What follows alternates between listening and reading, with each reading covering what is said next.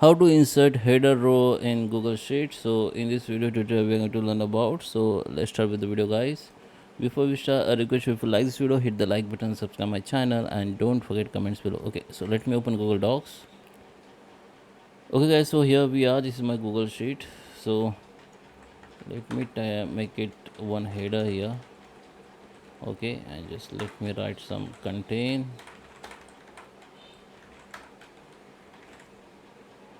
Okay, so let me do this.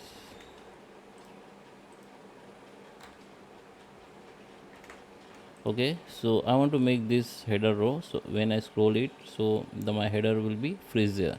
So basically guys, it's called the it's called the freeze option. Okay, so you need to just freeze the first row or column. Okay, so just keep the cursor on okay, what you need to do, just go to the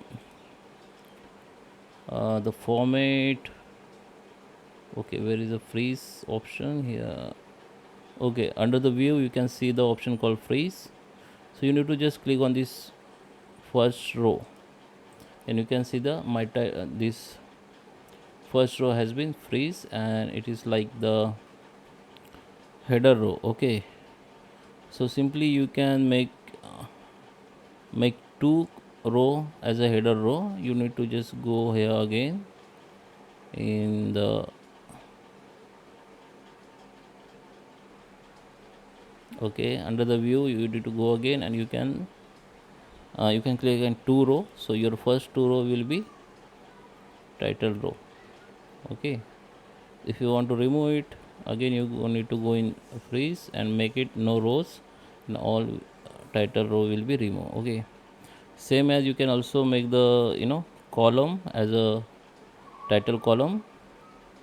Same, you need to go in freeze here and make sure you need to click on first column, then your first column will be your title column. Okay, same as you can make it two.